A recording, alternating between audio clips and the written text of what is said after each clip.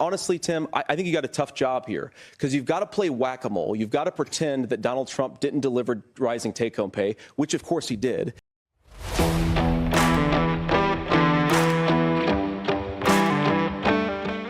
What is up, people of the internet? It is me, Real American, back again with a new video, and today we have to talk about the 2024 presidential election because last night was a vice presidential debate and J.D. Vance had a historical victory. Yeah, that's right. Despite all the narratives surrounding Vance, despite everyone saying that he was the worst vice presidential pick ever, despite all of that, he had a historical victory last night against Tim Walz. I would argue this was one of the best debate performances in modern history. It was that good. Was it perfect? I'm not saying it was, but compared to prior presidential and vice presidential debates, this was a masterclass by Vance. It was that good. And I believe that if this really silenced the doubters, because a lot of people were claiming that he was the worst pick ever. He added nothing to the ticket.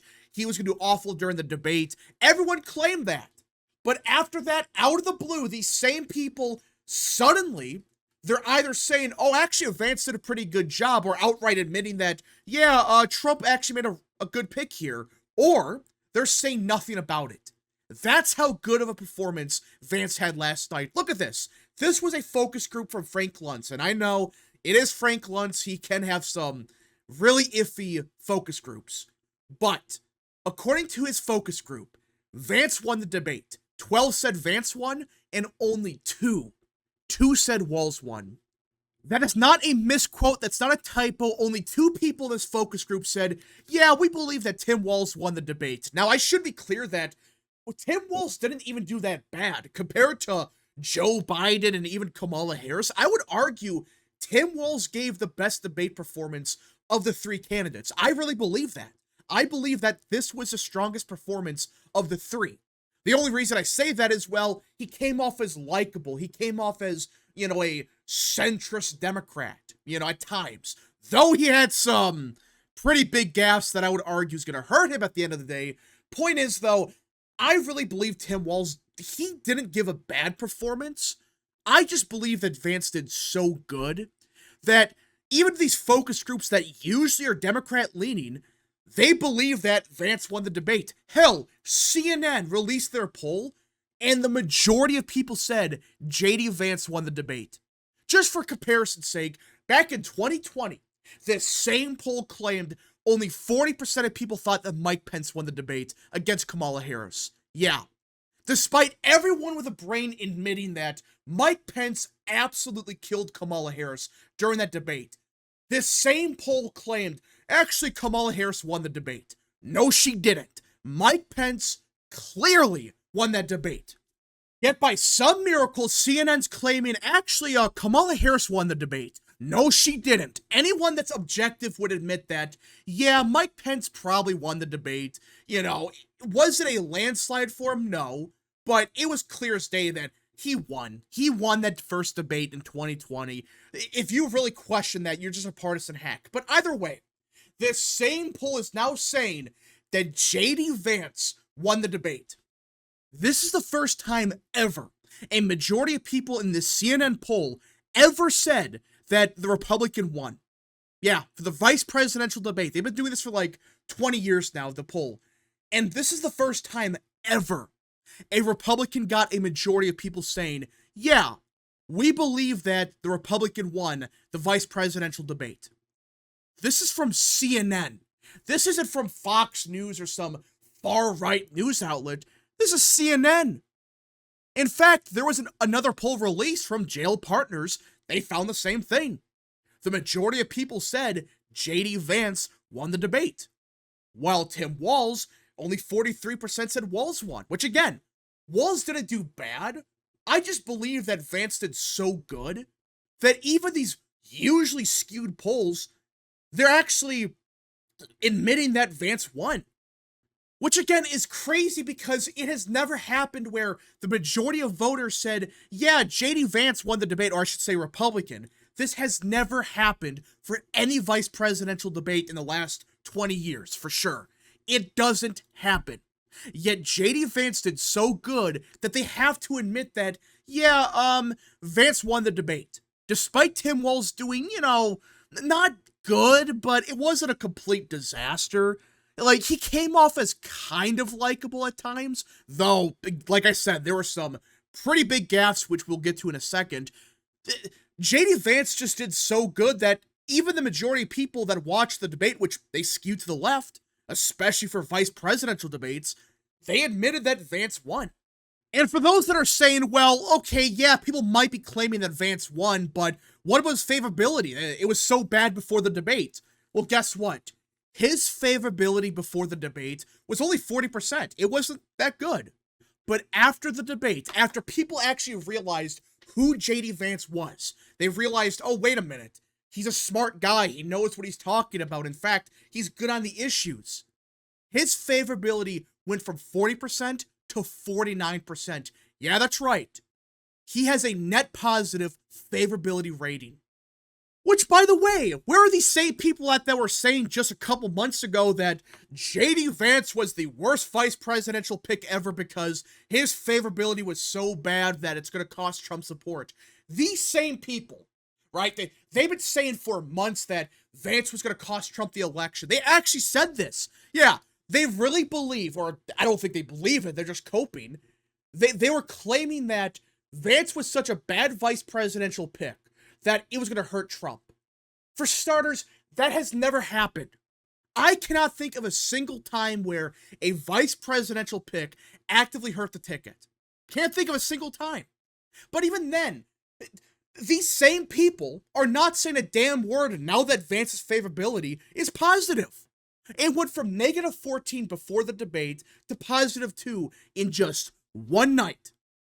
These same people, they're saying nothing now. Unbelievable. These same people that were claiming, Vance is gonna cost Trump support because his favorability is so bad, they're now saying nothing. They're not saying that, hey, after the debate, maybe Vance actually helps Trump. They're not saying that. They're saying nothing. Or they're now saying, actually, vice presidential picks don't actually matter. These people are such hypocrites. It's unbelievable. And I agree that, yeah, usually vice presidential picks, they don't matter. And these VP debates, they don't matter either. But you cannot tell me with a straight face that this isn't impactful. Like, at least for Vance's image. It's clear as day that, this helped Vance's image quite a bit. His favorability swung 16 points. The majority of people said he won the debate, despite these polls, especially from CNN, skewing more to the left. And that's what they admitted. This CNN poll, they admitted that because it was only debate watchers, it was more Democrat leaning. It's going to be more Democrat favorable. So Vance winning the majority of people in this poll is a much bigger deal than on paper because in reality, this poll skews way more Democrat than the actual electorate. That's a big deal.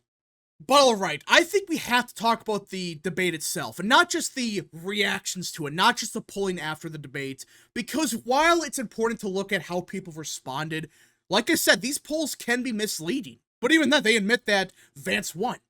But let's talk about what was actually said, because Vance did such a good job that this could be like a 3-hour-long video, talking about why Vance did a good job. But in a nutshell, he was on message. He was on point. He knew what the hell he was talking about. And it wasn't just one strong answer. It seemed like every question he was asked or responded to Walz, it seemed like every time he spoke, it was a perfect answer or near perfect. There were some hiccups here and there, which we'll talk about shortly. But I would argue that outside of like one or two missteps, which I wouldn't say are missteps, they're just missed opportunities. It was a perfect debate. He had some mistakes here and there, but nothing, game-changing that's going to cause him to lose the debate like some Democrats claim. And the only hiccups he had was kind of on abortion and on the January 6th crap. Now, on the abortion question, he was kind of talking about the late-term abortion stuff, but I just wish he went even further. But because he kind of just stopped halfway, like, he was kind of talking about, hey, Minnesota, the state that Walz is the governor for, they allow abortions post-birth. He was kind of getting to that, but he kind of just stopped. Like, he didn't really go that far like Trump did. But even then, it wasn't a bad answer by Vance. In fact, it was still pretty good. The problem is, I just wish he went the extra mile. It could have been a 10 out of 10 answer. It was like 8 out of 10. It could have been 10 out of 10 like it should have been, but it was still pretty good. He said, hey, the Republican Party needs to be the pro-family party. We have to communicate with the American people what we actually stand for. That's what he said. He said the Republican Party so far has failed on the issue of abortion because we have not communicated to the American people properly about what we're going to do, how we're going to deal with the issue of abortion. That's a perfect answer. It makes Vance seem like a common sense guy. It makes him, seem like a moderate. It was a good answer overall. And the other answer that I think he was a little bit weaker on was the issue of January 6th and the 2020 stuff. Which again, it was still a decent answer, but what Vance should have said was, hey, the Democrat Party claims to be the party of democracy, yet just a couple months ago, they kicked Biden off the ticket for someone that hasn't received a single vote. That's what he should have said. He should have also said, hey, the Democrat Party back in 2016, they were claiming that Russia stole the election. They were trying to say that Trump was an agent of Russia or some crap like that. That's what they were claiming. That's what he should have said.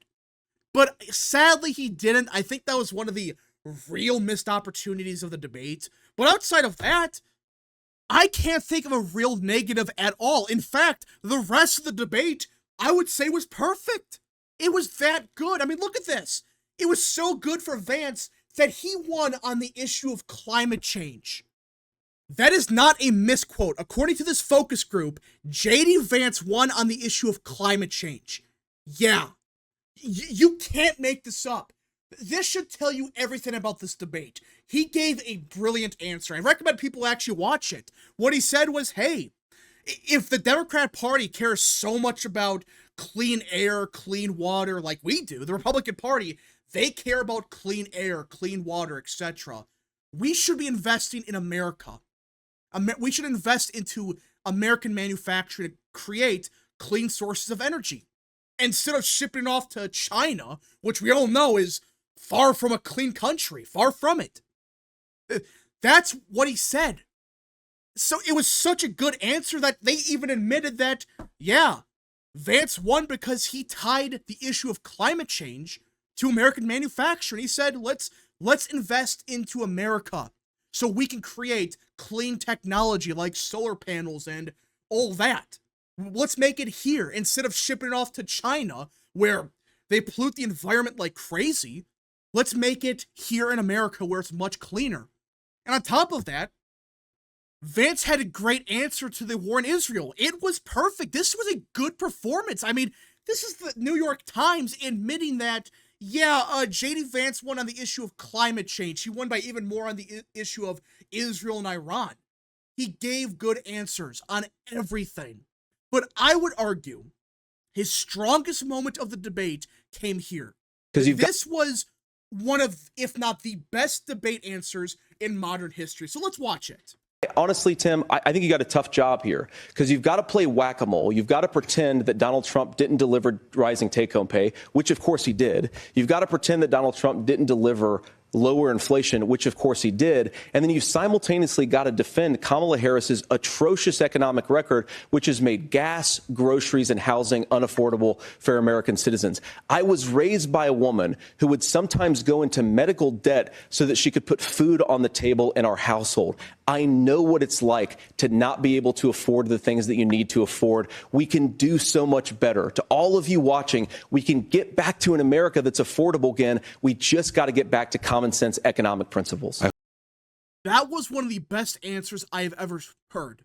It was perfect. It hit on so many things. He was saying, hey, under Trump, we had a great economy. Wages were rising. Inflation was way down. And he attacked Walz, actually more so Harris. Well, he was just saying, hey, Walz, you have to somehow attack Trump for having a good economy and defend Harris for having a bad economy at the same time.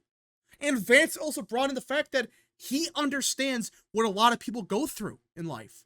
It was a perfect answer. It was by far the best answer of the entire debate. And the second best part was the part of the moderators when they try to say, oh no, we gotta fact check you. And then Vance absolutely body slammed both of them. It was brilliant what he said to the moderators.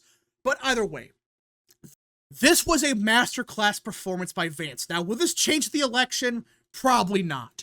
But it was still a phenomenal, nearly perfect debate performance by Vance. I can't think of a real negative. Again, the only negatives, which they're not really negatives, they're just missteps, were on abortion and January 6th. And even then, they weren't bad answers. They were just, oh, they're like 7 out of 10 instead of 10 out of 10. It was such a good performance by Vance that I think he won over a lot of people that they originally saw Vance as this, far-right lunatic that has no clue what the hell he's talking about. But in reality, he came off as a normal guy. Like a guy that understands the issues. He understands what people go through in life. But anyways, folks, thank you so much for watching. If you guys did enjoy this video, smash the like button down below, subscribe, share with your friends, hit that little bell, follow the social media accounts in the description down below, and of course, join the channel today. Godspeed to all of you.